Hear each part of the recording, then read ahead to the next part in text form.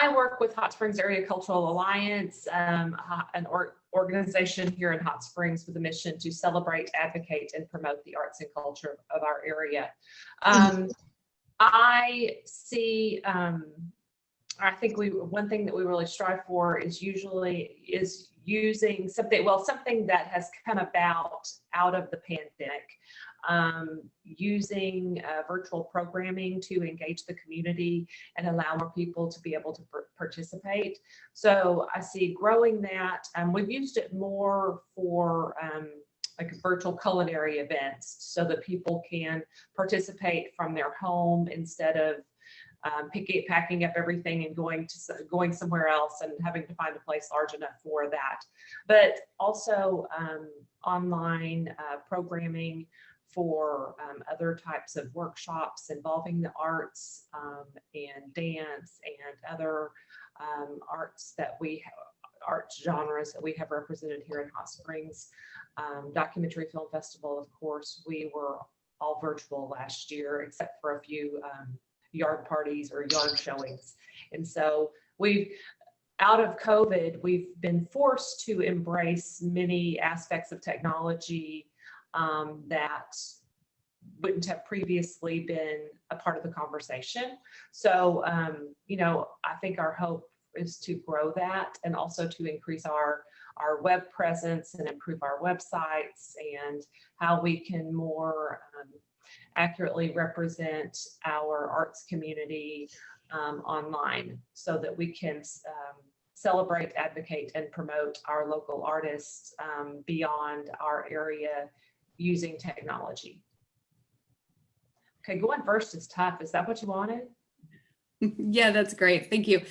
Yeah, so just to remind everybody, the question on the table is a little bit about you, your organization, but also your goals, visions, and kind of big dreams for arts and tech.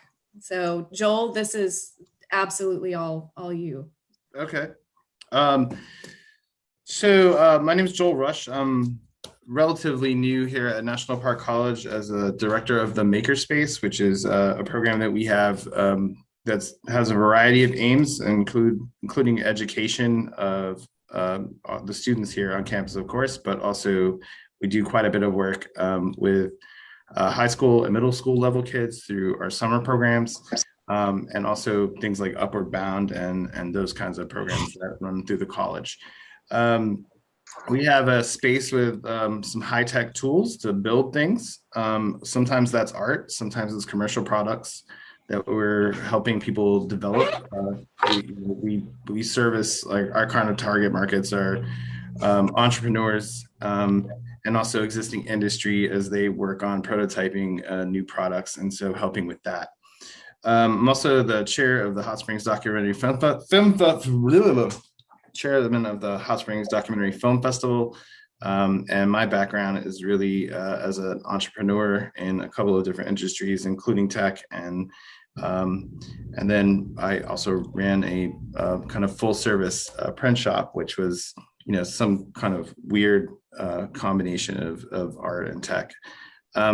So, I mean, my experience kind of informs like what I hope art and tech looks like at some point, and this has always been my thing with technology, is that we should be looking at it just as a tool to create things.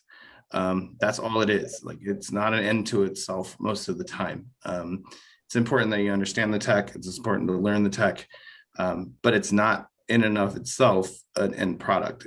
Typically, you may be part of being part of that process where, we kind of try to enable people with new tools to create whatever it is they want to create, whether that's art or a new product or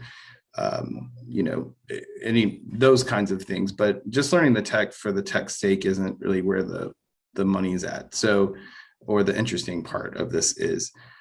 So the way I look at this position and what we're doing here is, and my role in it is to enable as many people to use the tools that we have access to and that we provide here to do whatever it is they want to do, whether that be creative or commercial or just purely educational is fine as well.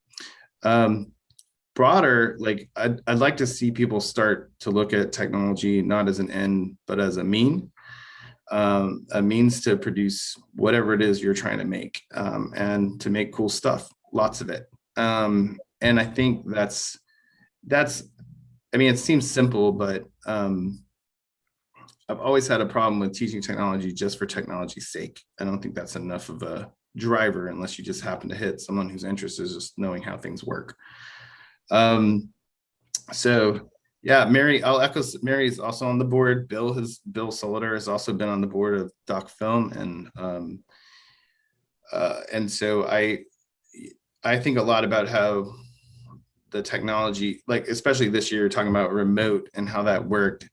Again, it's a tool that enables us to keep going, not to minimize the role of technology at all or the power of it, but more just to understand that it's not enough to just learn the tech on its own, and that we need content people to provide an expertise layer, or we need to provide as technology people to support creators in making it whatever it is they want to make, because the tools are amazing.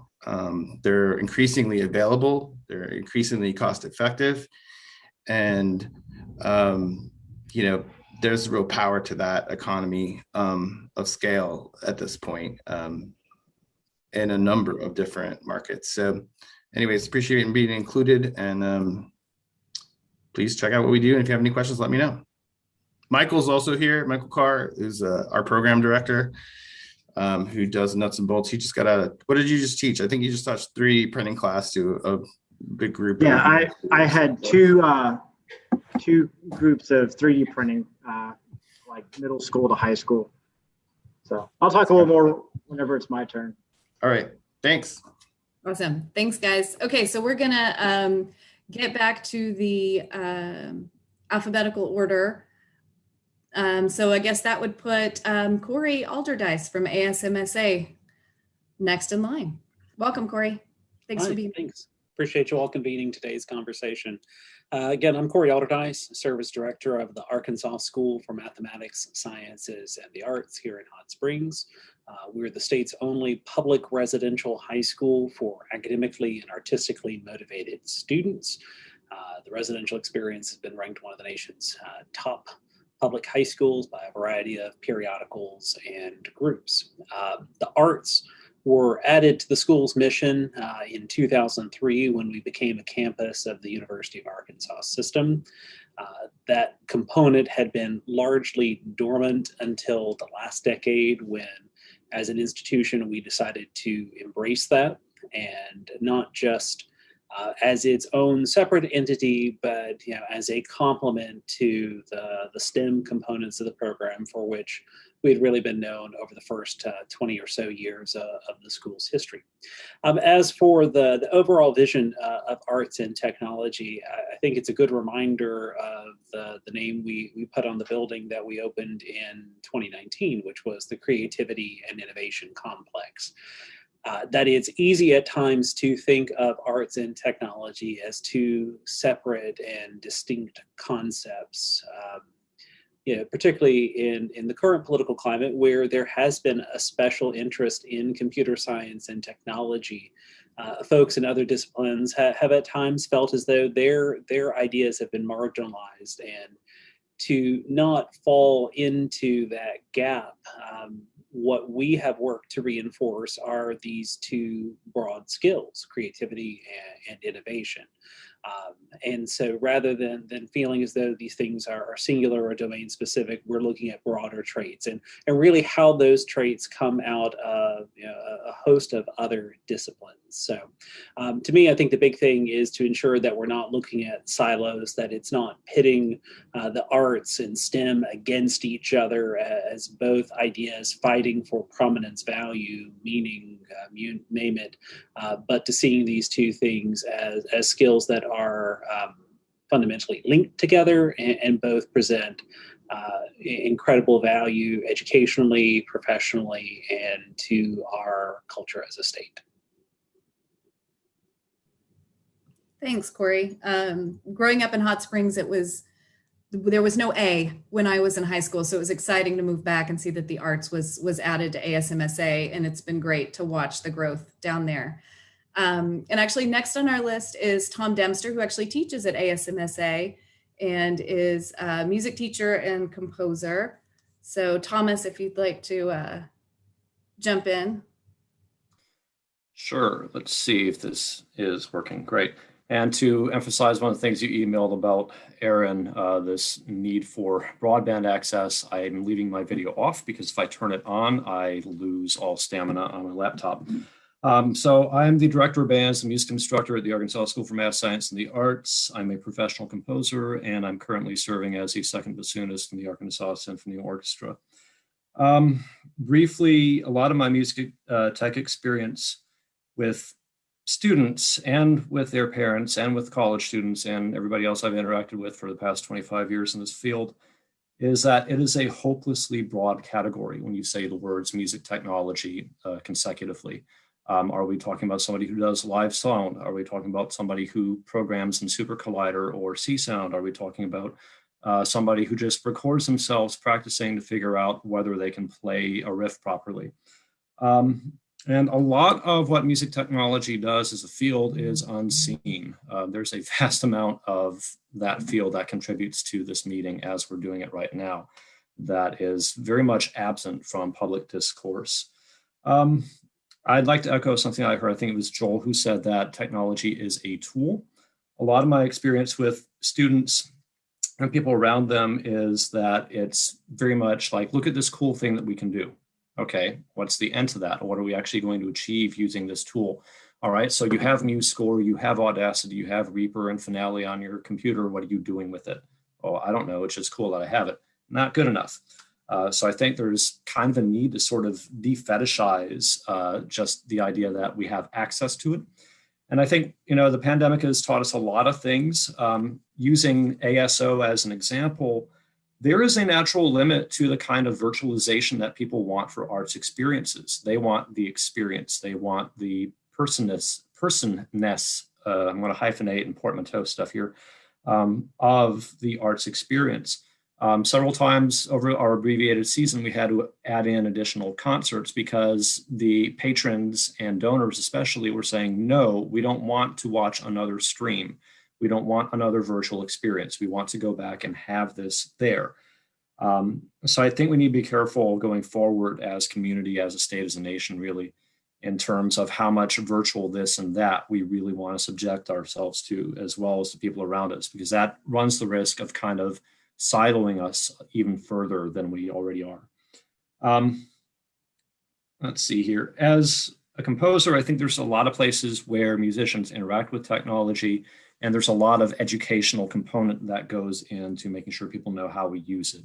Just with virtualization, there's kind of a limit, an upper limit to the sort of positive impact democratization of technology has. And I think just making sure that students, in my case especially, but otherwise other people out there, that they have the basic abilities and knowledge in terms of what they're actually using to create something. And of course, we can talk later on about what that means on the other side of things. But again, to reiterate that this is a tool, one of the biggest things I've encountered in the past 20, 25 years is that the students that I've had basically come in with a deficit over and over and over again. They know all the features of how to do one or two specific things with a phone or a laptop or with a digital instrument. But beyond that, there's a clear deficit in terms of practicality, applicability, and whatever else you want to throw at it. So that's my soapbox. I'll get off of it now. And it's a pleasure to be here. Thanks, Dom. That was great. So moving forward, we're actually going to jump back to Carr out at National Park. I know you got to say hi a minute ago, but yeah, if you have something you'd like to add, please do. Hi, I'm Carr. I work with Joel Rush out here at National Park College. I've been with the Makerspace for almost, actually right at 3 years now. I am a very solutions kind of oriented person. I'm always looking at the best way to overcome challenges. And specifically whenever it comes to creativity in the makerspace,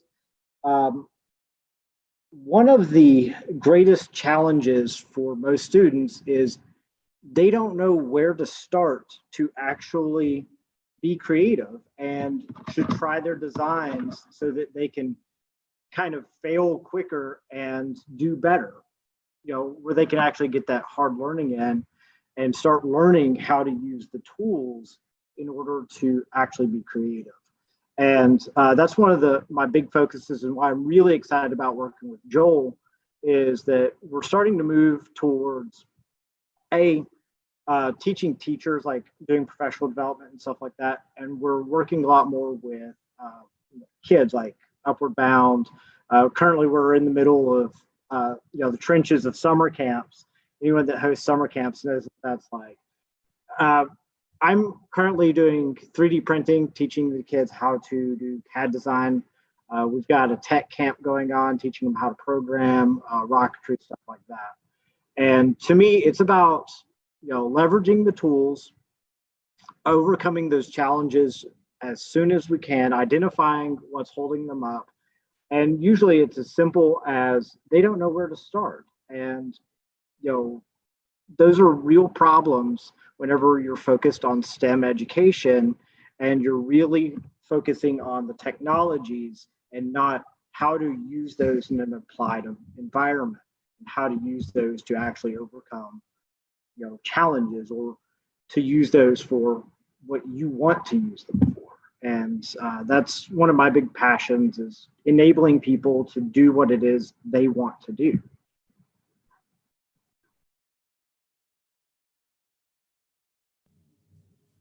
Thanks. I see a kind of an overarching theme happening here. So I'll be curious as we move forward if it continues. Okay, so next on our list is Sunny Kay from Lowkey Arts. Hi, can you hear me?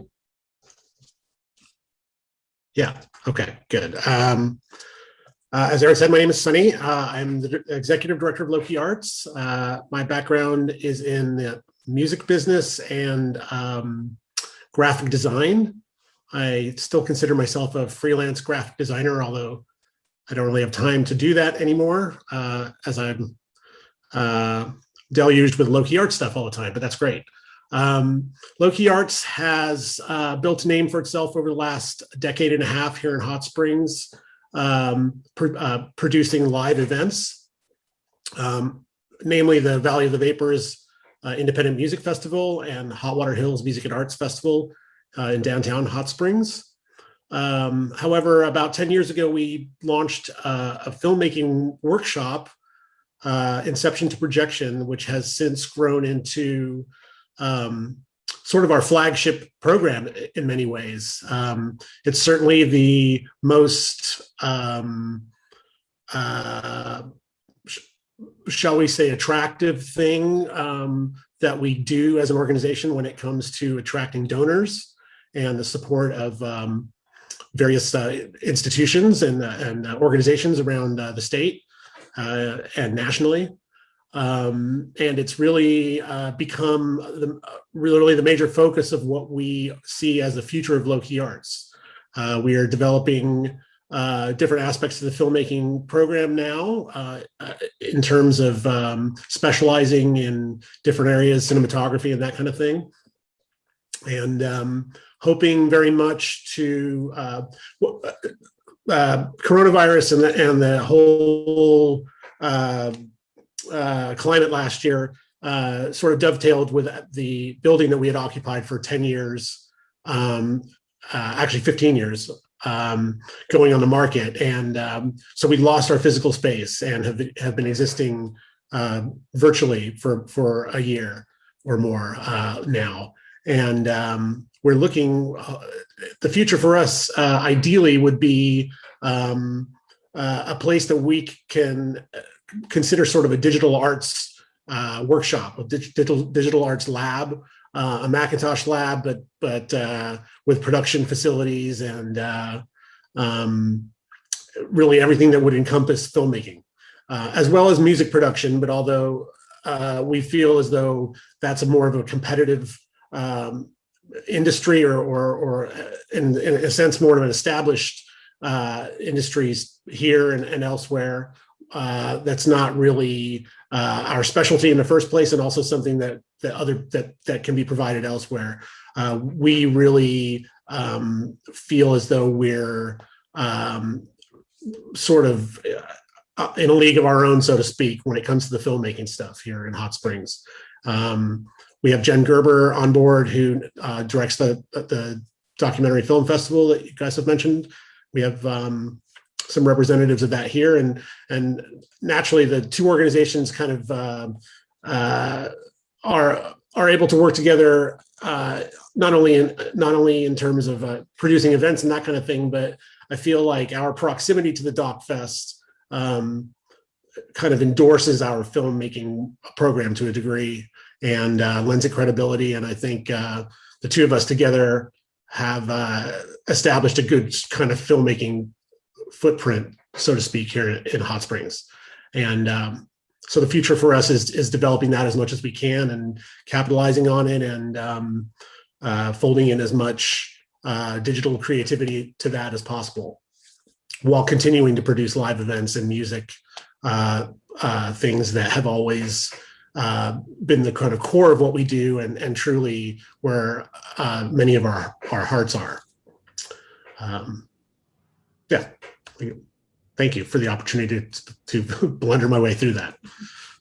Awesome, thanks, Sunny. And that's really cool to think about what that could mean for our community to be able to have access to technology to make films. If anyone has a chance to ever make it to our little film festivals in Hot Springs, you will see some of the most wild and weird and fabulous little indie films produced in our town here. So thanks for sharing that in your vision, Sunny. Next, we're going to hear from Diane, and it looks like perhaps Donna as well. We've got two of you on screen there from MidAmerica Science Museum.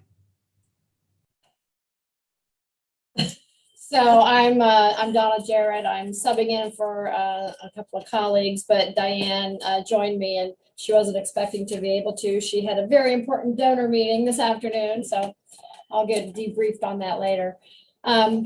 So I'm the Director of Development at MidAmerica, and of course, y'all know we're a science center that provides informal experiential learning for the community in STEM subjects. And we're being very intentional about adding in those art as well. We have a new Crayons to Canvas exhibit. I hope you all have seen it. Please stop by. But our experiences, we certainly want to align with formal education and the curriculum that's being delivered at the elementary school level in our local school districts, so that as children and families are here enjoying learning through play, that what they're experiencing here is making a connection with what they're learning in the classroom. So of course we do that with a variety of things, through exhibits, through our educational programs, and then we have a tinkering studio doing some of the same things that others are doing as well. And that's one of our most popular parts of the museum, where science and art, we say, collide, and some pretty exciting creativity and innovation comes out of that space. So when we think about our goals and vision for art and tech in Arkansas, ours is a little slanted a certain way, because we've been thinking seriously about our role in helping our young students see a career path further ahead for them in future careers in the arts and tech space.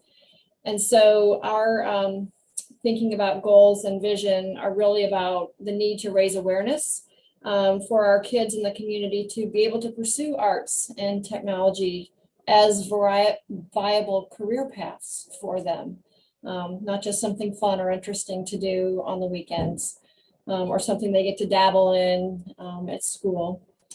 And we're hoping that perhaps through that formal education process, that some skills training might evolve to really help our kids really identify what those pathways are and see what their interests might be. We've been talking recently with some colleagues in the community about, work, the skills, work in the skills trades are viable options, not necessarily an either or college or nothing. And so really carving out that space for families and kids to be thinking about that here.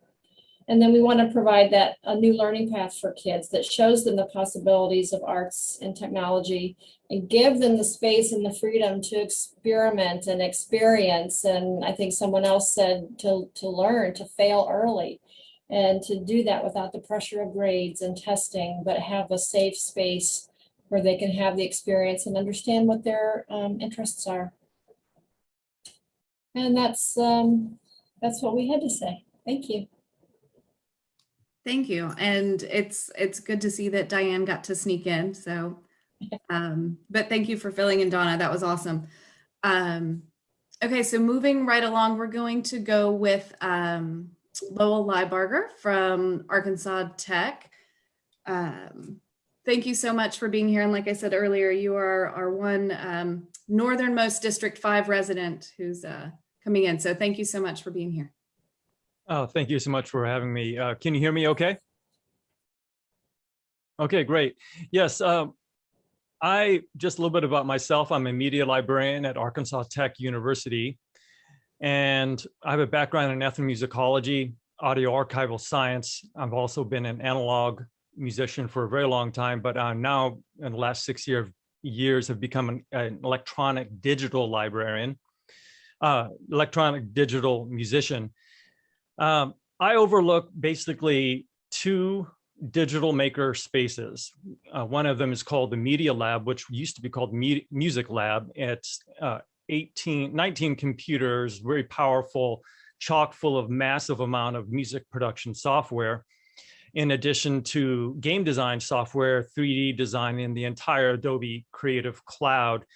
I set up the Audio Lab, basically a DIY maker's home studio, but basically still very powerful, that chock full of software. It immediately became a giant hit. I also consider it a DEI, diversity, equity, and inclusion space, because it allows for other genres other than the European classical tradition, which is a cultural hegemony that we see throughout the whole United States in academic institutions. This is now being challenged greatly, and I have a background in European classical music, and I love it, you know what I mean? But to include other voices, and I'm not just talking about rap hip hop, which comes out in droves. I'm talking about country music, other kinds of singer-songwriter stuff. That's diversity too.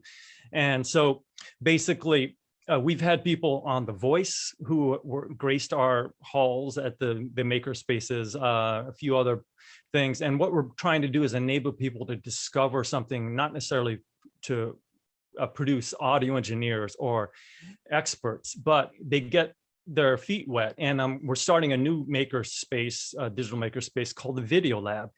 And that's going to be green screen and VR technology. And the 3 all work together for, I would consider to be connecting into what I would call the DIY media production movement or trend, where highly specialized skills that were in highly specialized occupations are now being not necessarily dispensed of, like audio engineers in big studios, but you do have the bedroom studio producing really good music. And increasingly you have, and my main interest is music, but I also serve the game design program that we have, as well as graphic arts, as well as communication, multimedia journalism. Those are my departments as a librarian that I serve as a digital, as a media librarian. But basically, we're all becoming content creators. We're seeing this increasingly with phones, with the access to all kinds of technology, and this is displacing all kinds of occupations. And so instead of going to the publicist or the graphic design artist, you're just doing it yourself. And I'm not saying this is going to replace highly specialized, highly skilled work, but it has some. Some recording studios, for instance, in the music world have folded because of this. And so how do we respond to it? Well, one of the things we need to do, I think, is respond to young people who want to make music with computers and phones, because they're already doing it. They're going to YouTube and they're trying to figure this stuff out on their own. And like what people are saying here, what Thomas Demster was saying, people want a human being, and a teacher can vastly accelerate their learning and save them 1 year of fishing around on YouTube commercials, videos, just by showing them exactly what they need to know. And so what we're trying to do at Arkansas Tech is create stackable degrees and other kinds of micro credentials. So we're doing like a 4-course certificate in media production where they could design it themselves. And it shows a little of recognition that they went through this kind of training. They can put it on their resume. And guess what? Higher institutions that have to get with it, because we have things like Udemy, and we have, what's the other one? Coursera, and they're granting out certificates. And I bet future employers are actually looking at those certificates. So I think higher ed is late in the game in doing this. One last thing I was really hoping to be able to do is actually create a music technology camp over the summer. We have a fantastic band camp here at Arkansas Tech. We're famous for it. We've had a high level of performance from our wind ensemble. We were professional grade back in the 70s. But with our latest band director, especially our director of bands, Daniel Bolongia, he's really up the performance level. And we have a recording contract with Arts Laureate, one of the best classical music recording companies in the world at the moment. Anyhow, I'm probably talking a bit too much, but what I want to be able to do is include the concept that digital music making does not replace analog. It goes along with it. And we can imagine beyond just EDM, electronic dance music, hip hop, all that stuff, to all kinds of other art forms that affirm the music of this area, that affirm the music of the nation, of the world, of classical arts, of other cultures. And the digital music medium, and this is my own particular interest, accommodates all of this. It's incredible what can be done with digital electronic technologies. So I've said way too much. Thank you. No, that was great. And my gears are turning here thinking of all the connections that are probably happening in our little virtual space right now, of who might need to talk to who after this to make sure that these things are happening and moving forward. Okay, so next we're going to move ahead to Martha Smither, who is here with, I believe you're here as Arkansas Learning Through the Arts, if I'm correct. So Martha, go right ahead.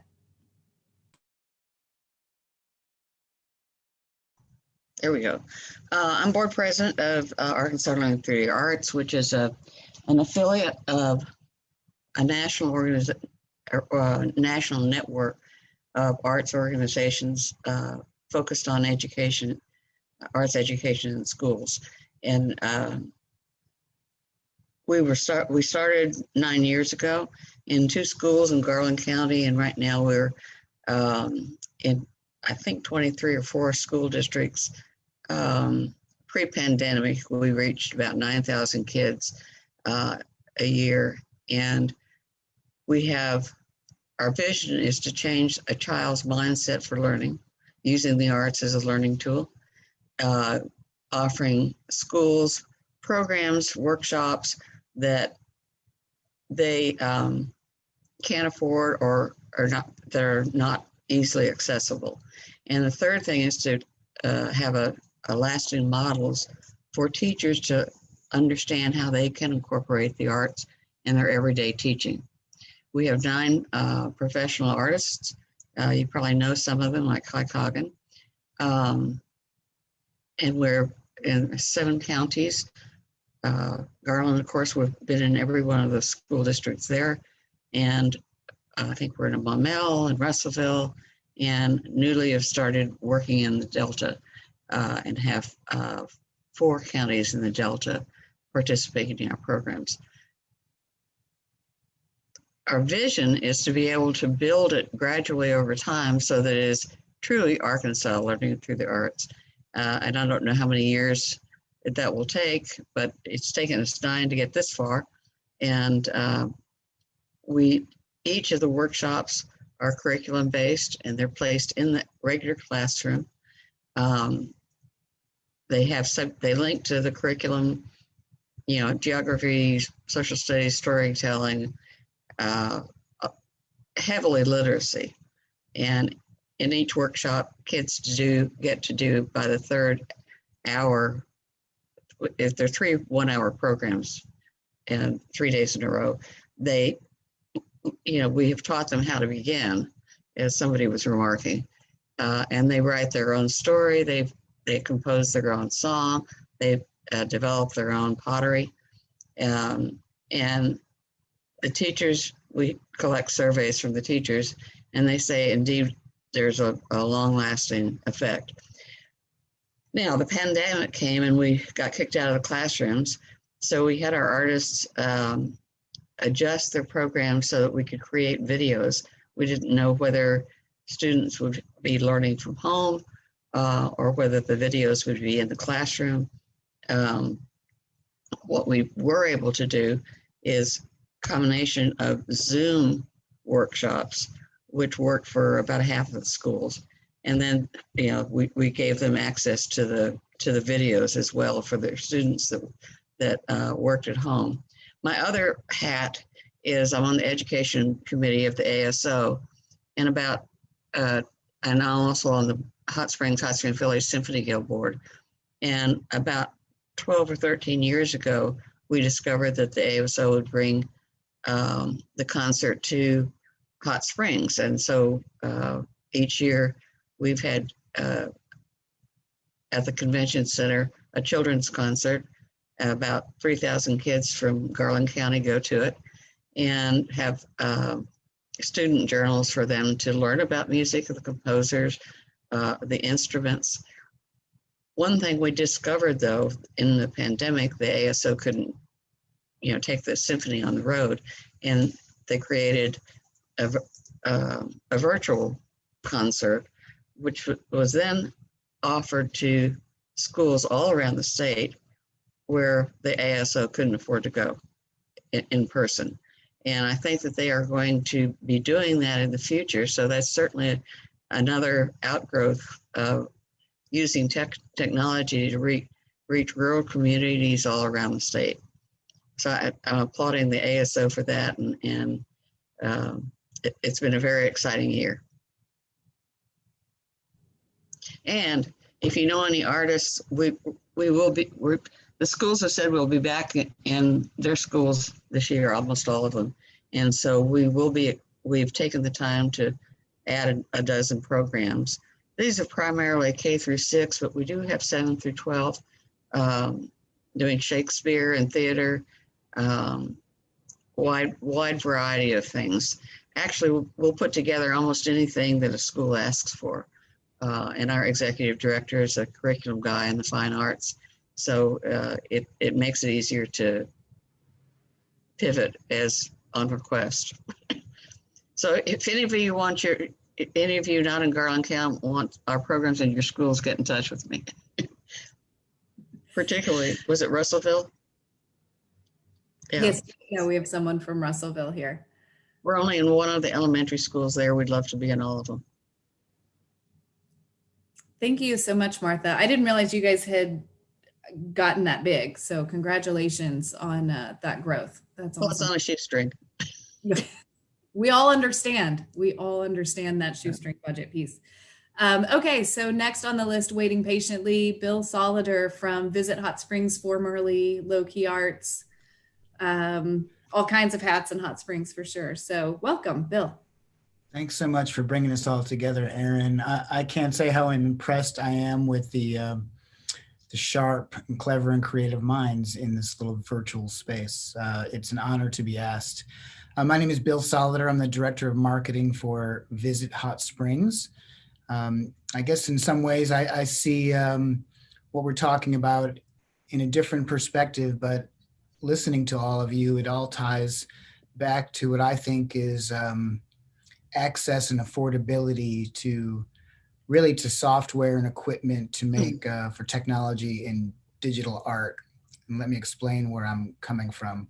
When I started at Visit Hot Springs about 5 years ago, just about all of the our marketing efforts, from television to radio, billboards, social, were all done out of house at an ad agency.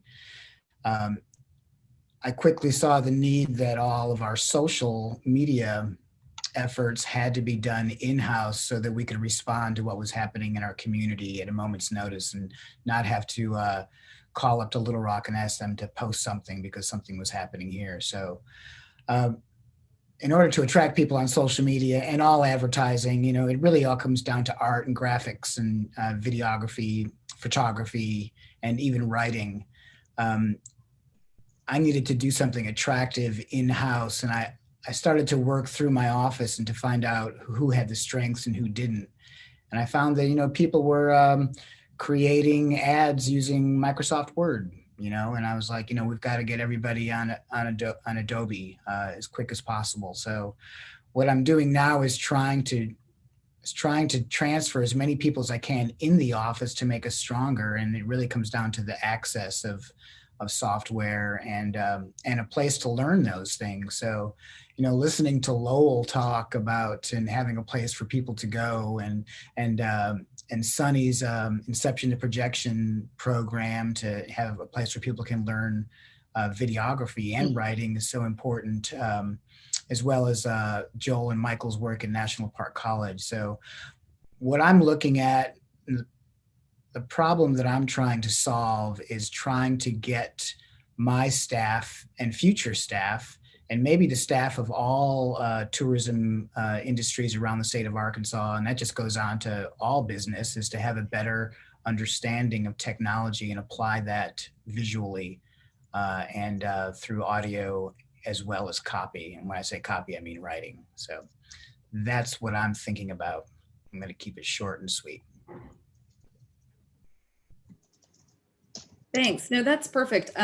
Because, you know, like I mentioned in talking to you coming on here, the reach of arts and technology isn't just the production of creative content for the sake of being creative. And so looking at the tourism industry, lots of other economic industries, arts and technology is just in all of it. So it's good to hear that, you know, from someone who's working in tourism and how this is important in that industry as well. So thank you for being here.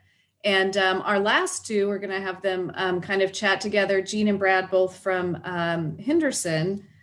And if you guys want to go ahead and jump in and talk about what's going on down in Arkadelphia. Sure. Thanks, Aaron. Well, my name is Brad Lonius. I am, along with Jean, we are the co-directors of the STEM Center at Henderson State University. I've taught math, science, computer science at the high school level. And when I was teaching computer science, that's where I began to see more clearly the value of arts integration using the coding and programming. The students were programming solutions, and some of them used video games or storytelling. And seeing that component was really where I started to see the bridge being built. I've always loved working with digital art, done lots of stuff with Adobe Creative Suites and different things like that.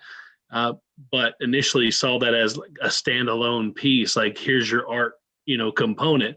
Now I'm noticing these as support structures that exist in all areas of content. And so it allows students that have creative minds and allows those to flourish.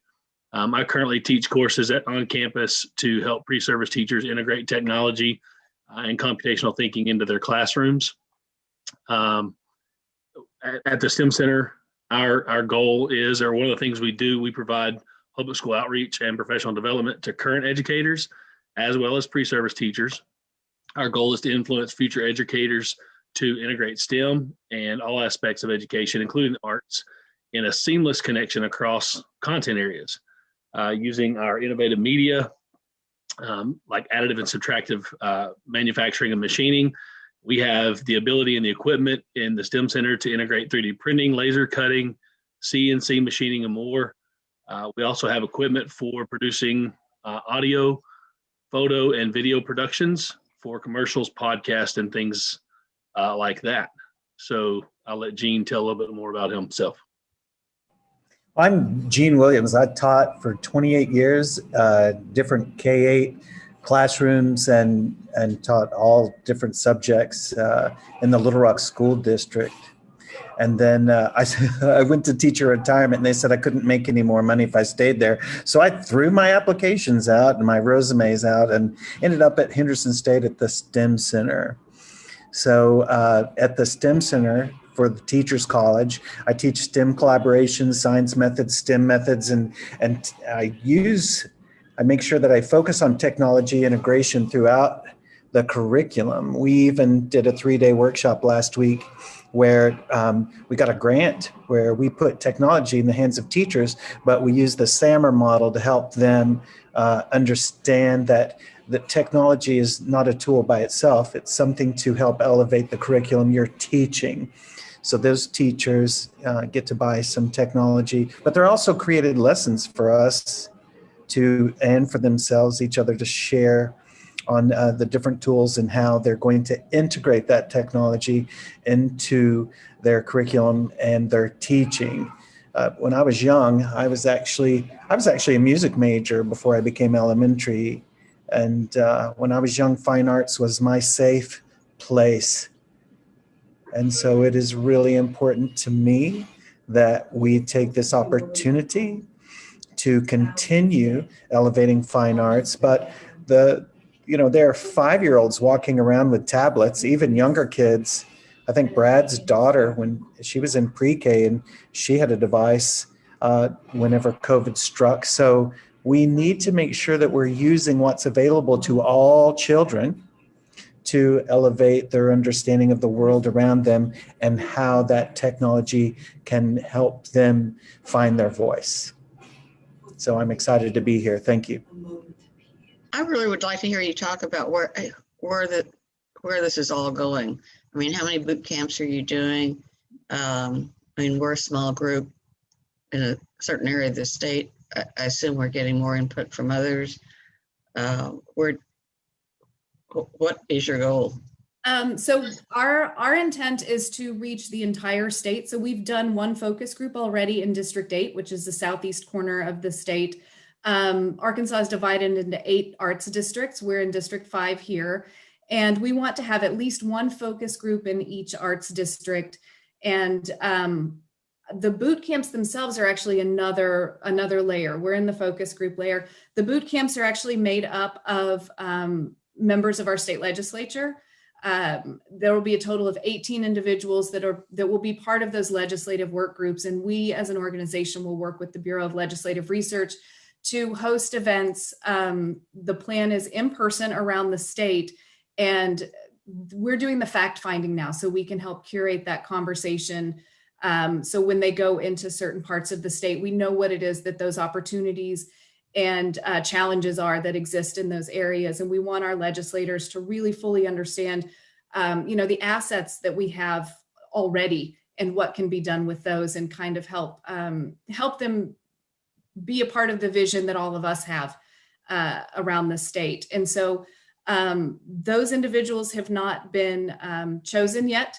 I believe that they're waiting until redistricting just to make sure that everybody still has their seat after redistricting.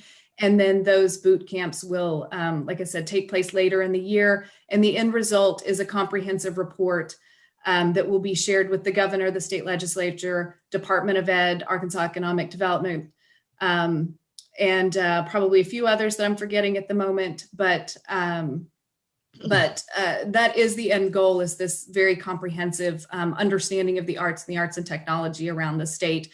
And then we can hopefully use that information to really push opportunities and funding into the next budget and legislative sessions for the state.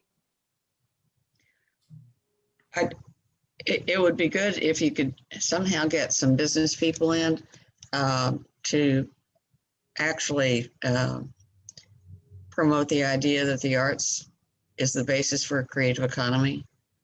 We've got one person on our board who is on the Arkansas Development Commission, and is very articulate at that. And I think that might have a positive effect on the legislators. Absolutely. I think anyone who's paid attention to any legislative session, oftentimes people are swayed based on whatever return on investment or economic impact that an issue has. So that's absolutely what we're looking at here is those numbers. You know, what does this mean? And so that report will go to ADC in the end. We have reached out to businesses, chambers of commerce. We actually had 2 members of our chamber here in Hot Springs that completed the survey, but unfortunately weren't able to participate. But we do want to also have that chamber and economic development lens in this conversation. So absolutely. Erin, I'm going to jump in here for a second.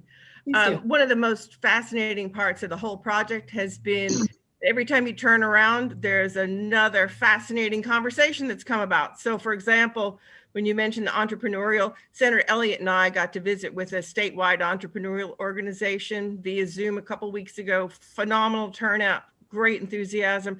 And so in addition to the district meetings, there's all kinds of other stuff that mushrooms as a result of it, and you get to meet even more creative, super crazy, cool people.